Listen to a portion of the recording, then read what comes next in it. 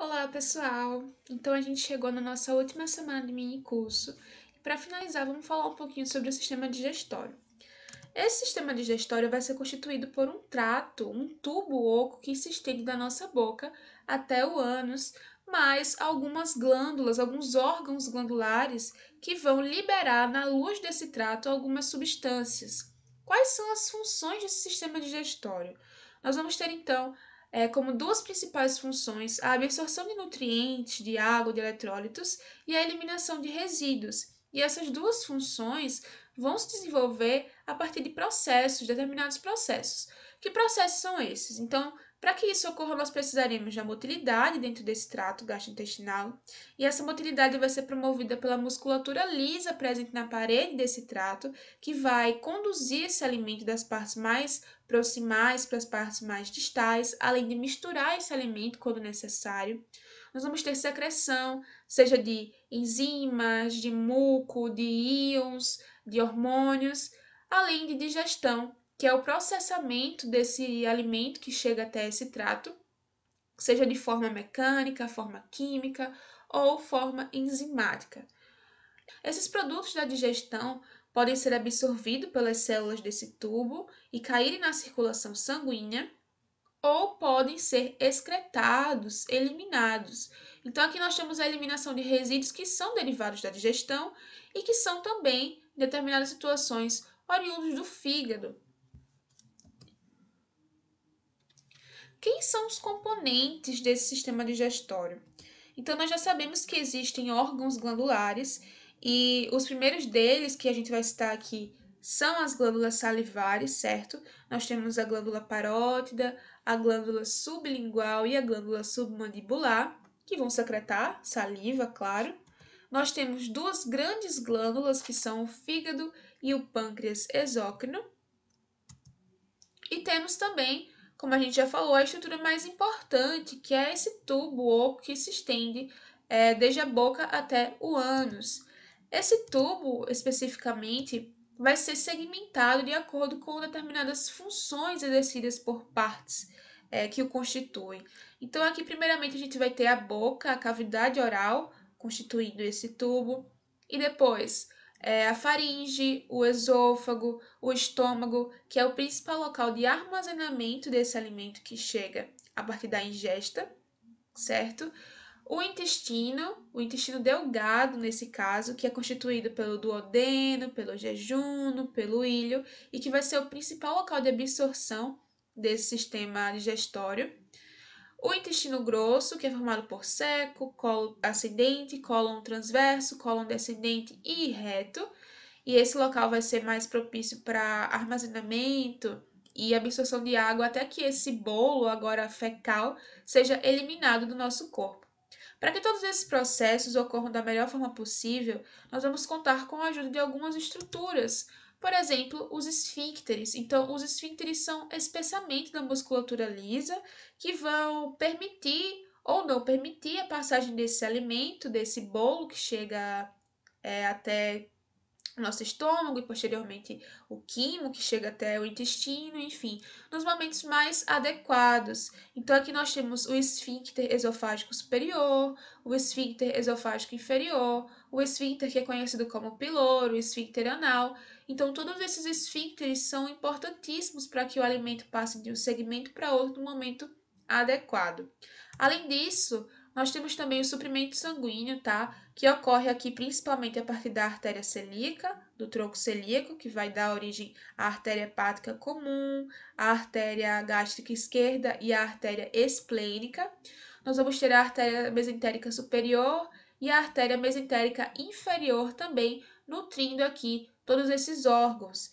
E a partir do momento em que os produtos, os nutrientes que são absorvidos pelas células desse trato gastrointestinal passam para a corrente sanguínea, eles vão agora cair na circulação porta hepática, certo? A partir dessa veia porta, todos esses nutrientes chegam até o fígado, que podem então redistribuí-lo para o corpo através da veia cava. Qual é a constituição dessa parede de forma geral? A gente vai ter aqui uma parede que é dividida em mucosa, submucosa, camada muscular e adventícia. Essa mucosa vai ser formada pelo endotélio, certo? Pela lâmina própria desse endotélio, que é nada mais nada menos que tecido conjuntivo frouxo, e por uma camada fina de músculo liso, que é chamada de camada muscular da mucosa. Essa mucosa vai variar de acordo com o segmento que a gente está falando, então ela pode ser composta por células pavimentosas no esôfago, ou pode possuir vilosidades, como no caso do intestino, fossetas, como no caso do estômago. Isso tudo depende da função daquele segmento, certo? E quem está envolvido com essa formação de vilosidades ou não é essa camada muscular lisa aqui da mucosa. Além disso, nós temos uma camada submucosa de tecido conjuntivo, em que algumas estruturas importantes estão aqui associadas, como grandes linfonodos, artérias de um calibre um pouquinho maior, troncos nervosos. Então, aqui a gente vai encontrar principalmente o plexo submucoso, que é o plexo de Meissner, certo? E na camada muscular, nós vamos ter a organização das células musculares de duas maneiras diferentes. Há uma camada que é organizada de forma circular e uma camada que é organizada de forma longitudinal. Então, as células musculares ficam dispostas na direção desse tubo, certo? E não circundando, fechando assim, como se fosse um anel, esse tubo. Entre a camada muscular circular e a camada muscular longitudinal, nós vamos ter também o plexo mioentérico, que é o chamado plexo de Auerbach. E por fim, nós temos a serosa ou adventícia, que é uma camada constituída por mesotélio e também tecido conjuntivo, que vai dar origem ali ao mesentério, principalmente, que é uma estrutura que vai cobrir a superfície abdominal interiormente, além de promover a sustentação desses órgãos nessa cavidade abdominal. Então, como vimos, nesse trato gastrointestinal, entre determinadas camadas, nós teremos aqui corpos de neurônios situados. Então, esses neurônios não são neurônios provenientes do sistema nervoso central, e também não são gânglios. Eles estão presentes realmente na parede desse sistema gastrointestinal e vão ser extremamente importantes para a regulação das suas funções. Falando um pouquinho mais sobre a estrutura da parede, como eu falei, ela pode alterar de acordo com o segmento que a gente está falando. Então, no estômago, nós vamos ter a formação de fossetas gástricas, certo? E aqui a gente tem um aumento da área de superfície, ok? Mas todo o resto da estrutura se mantém, como a gente está vendo aqui. Nós vamos ter aqui no estômago como principal função o armazenamento do alimento e a digestão, que é promovido tanto pelo ácido, certo? Quanto pela pepsina, como a gente vai ver futuramente. Aqui no intestino delgado, por sua vez, a gente vai ter principalmente a digestão, por conta das inúmeras enzimas pancreáticas que são liberadas nesse intestino, além da absorção massiva de nutrientes e de eletrólitos a partir dos enterócitos. Então, são células muito importantes, seja qual for o segmento que a gente esteja falando, as células enteroendócrinas, que são as células que vão secretar hormônios e outras substâncias que vão regular esses processos, além de células produtoras de muco, que estão sempre protegendo aquela mucosa, como já fala o próprio nome. Todos esses segmentos vão possuir sistemas reguladores de suas funções para que tudo ocorra da melhor forma possível. Então, diferentemente do sistema cardiovascular, em que você tem que manter uma atividade a todo momento, aqui no sistema digestório nós vamos ter momentos de quiescência e momentos de alta atividade, que são justamente os momentos após a ingesta do alimento. Esse sistema precisa reconhecer essa presença do alimento, precisa reconhecer a quantidade de alimento, o tipo de alimento que está chegando e precisa sinalizar. Então, porções mais proximais precisam sinalizar, comunicar porções mais distais desse trato do que esse alimento se trata. Para isso, nós temos que ter comunicação celular. E essa comunicação celular pode ser endócrina, pode ser neural e pode ser parácrina. Na sinalização endócrina, como a gente já viu durante todo esse minicurso, a gente vai ter aqui uma célula sensora que detecta determinadas variações nesse sistema digestório, certo? Podem ser, por exemplo, nutrientes, aumento de prótons, enfim. E aí essa célula sinaliza secretando hormônios que caem na circulação sanguínea e agem sobre uma determinada célula-alvo. Na comunicação neural, nós podemos ter um neurônio sensitivo, certo? Que vai levar informações, por exemplo, presentes ali nos vísceroreceptores até o sistema nervoso central e desencadear, por exemplo, um reflexo que leve à ativação de um neurônio secretomotor, ou seja, um neurônio que vai agir sobre o músculo liso, sobre glândulas, e esse neurônio pode levar à liberação de neurotransmissores sobre essas células-alvo. E por fim, nós temos a comunicação parácrina, que ocorre a partir da liberação de mediadores locais, peptídeos reguladores, que caem no líquido intersticial entre as células e vão agir sobre células-alvo vizinhas à célula que os secretou. Aqui nós temos um quadro de resumo sobre os mediadores hormonais e parácrinos que são liberados ao longo desse trato gastrointestinal. Nós temos como exemplos desses hormônios a gastrina, a colesteoquinina, a secretina, o GIP, que é a incretina, um hormônio que vai agir sobre a liberação de insulina, por exemplo, o peptídeo YY, os peptídeos derivados do proglucagon. Então, por exemplo, aqui, a gastrina vai ser produzida pelas células G presentes no antro do estômago, que a gente vai ver.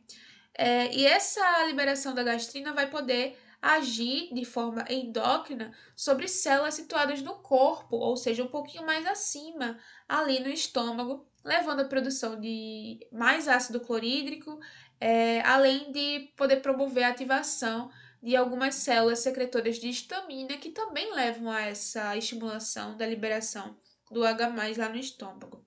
A colestestoquinina, por sua vez, que é liberada lá pelas células no duodeno, vai levar aqui a uma comunicação que é parácrina para células vizinhas, quanto uma sinalização que é endócrina. E quanto a essa sinalização endócrina, a gente tem a ativação de células lá nos ácidos pancreáticos, e aí a gente tem a promoção da secreção pancreática, por exemplo, em maior quantidade. A secretina, que é liberada pelo duodeno também, vai agir de forma parácrina, de forma endócrina, mas levando à estimulação das células do ducto pancreático. E nós temos vários outros exemplos. Aqui temos um exemplo inibitório, que é o peptídeo YY, que vai agir inibindo o esvaziamento gástrico, por exemplo. São vários os hormônios secretados ao longo desse trato. Aqui é um apanhado muito, muito, muito resumido de toda a imensidão de coisas que podem regular a secreção, a contração muscular, enfim. Aqui falando um pouquinho sobre a comunicação neural, nós vamos perceber que temos tanto uma resposta que é desencadeada pela ação do sistema nervoso autônomo, quanto uma resposta que é desencadeada pelo sistema nervoso entérico, que é um sistema nervoso próprio do sistema gastrointestinal. Como a gente falou na primeira aula, acredito, sobre sistema nervoso autônomo, existe uma divergência se esse sistema nervoso entérico é parte do sistema nervoso autônomo ou não, mas muitos acreditam que o sistema digestório seja um sistema, o segundo cérebro do nosso corpo, justamente por conta desse sistema nervoso entérico. Então, aqui nós podemos observar que um estímulo externo, por exemplo, a visão, o cheiro, o olfato, pode levar à ativação de receptores sensoriais, certo? Que vão desencadear a ativação de neurônios presentes no encéfalo. E esses neurônios presentes no encéfalo, mais precisamente no bulbo, vão levar aqui a ativação por meio das suas vias simpáticas e parasimpáticas de neurônios presentes lá no plexo mioentérico ou no plexo submucoso, lá no trato gastrointestinal. Eles podem agir sobre esses neurônios, como também podem agir diretamente sobre o músculo liso e células neurosecretoras. Além disso, esse sistema nervoso entérico pode agir sem a influência desse sistema nervoso simpático ou parasimpático. Então, um estímulo local, como o aumento de pH, o estiramento, a diferença de osmolaridade, produtos da digestão, sejam aminoácidos, lipídios, enfim, podem levar à ativação de receptores sensoriais e de neurônios presentes ali na parede desse trato gastrointestinal, que vão, por meio do seu arco reflexo, levar à ativação de neurônios que vão inervar esses músculos lisos ou suas células secretoras. De forma geral, tudo isso vai combinar numa resposta comum, certo? Que pode ser a contração ou relaxamento muscular, a secreção exócrina, ou seja, de enzimas, de muco, de ácido, de bicarbonato, a secreção parácrina ou a secreção endócrina. Então imagina que você tá de frente para um pedaço de pizza. Só de olhar, de sentir o seu cheiro, você já começa a salivar por esse pedaço. E aí, a partir desse momento, já podemos dizer que se iniciou a fase cefálica da resposta integrada à refeição. Nessa fase cefálica, nós vamos ter estímulos, podem ser estímulos visuais, estímulos olfatórios e até mesmo estímulos auditivos, como por exemplo alguém avisando que a refeição está pronta. Isso tudo leva a uma ativação de vias que chegam até o encéfalo, certo? E a partir dele levam à ativação de determinadas glândulas ou determinados músculos lá no trato gastrointestinal, promovendo, por exemplo, a secreção salivar aumentada, uma maior secreção gástrica, uma maior secreção pancreática, para que esse alimento, ao entrar em contato com o trato gastrointestinal, já sofra todas as funções, todos os processamentos propícios, adequados. Então, isso aqui vai se desencadear principalmente pelas vias parasimpáticas, certo? Quando esse alimento chega na nossa cavidade oral, entra em contato com a nossa boca, nós vamos ter um aumento ainda maior dessa secreção salivar, com liberação da amilase salivar, da lipase lingual. E aí a gente já começa, por exemplo, a digestão do carboidrato e, de certa forma, uma digestão dos lipídios, mesmo que bem diminuta. Além disso, nós temos a solubilização das moléculas desse alimento para maior percepção do sabor, tá? E essa ação desse alimento dentro da nossa boca, com a mastigação, vai promover estímulos mecânicos, vai distender algumas fibras musculares presentes na nossa boca, que levam ao início da fase esofágica, que consiste nada mais nada menos do que na contração e relaxamento de determinados grupos musculares para que esse alimento seja propelido até o esôfago, certo? E para que áreas como a nasofaringe, a laringe sejam protegidas. São áreas por onde deve existir a passagem do ar e não do alimento. Além disso, nós temos a fase gástrica, que ocorre quando o alimento passa lá pelo esfíncter esofágico inferior, que vai se dilatar, vai se abrir para que esse alimento chegue até o estômago. E chegando até o estômago, esse alimento vai promover uma maior secreção gástrica, uma maior secreção do fator intrínseco, que é o fator responsável pela absorção da vitamina B12, uma maior liberação de pepsinogênio. E por fim, nós temos a fase intestinal, quando esse alimento sai ali do estômago, chega até o duodeno, então esse duodeno se dilata para que esse alimento seja recebido. A presença de prótons, de nutrientes, vai levar à ativação de células que vão promover a secreção pancreática, que vão levar a uma contração maior da vesícula biliar, a uma dilatação do esfíncter de Oddi, que é o esfíncter por onde passam essas secreções até chegar no duodeno. Tudo isso para que esse alimento seja processado e para que a função desse trato gastrointestinal seja de fato cumprida, que no caso é a absorção desse nutriente, desses eletrólitos, e isso só vai ocorrer quando todos esses processos forem executados da melhor maneira possível.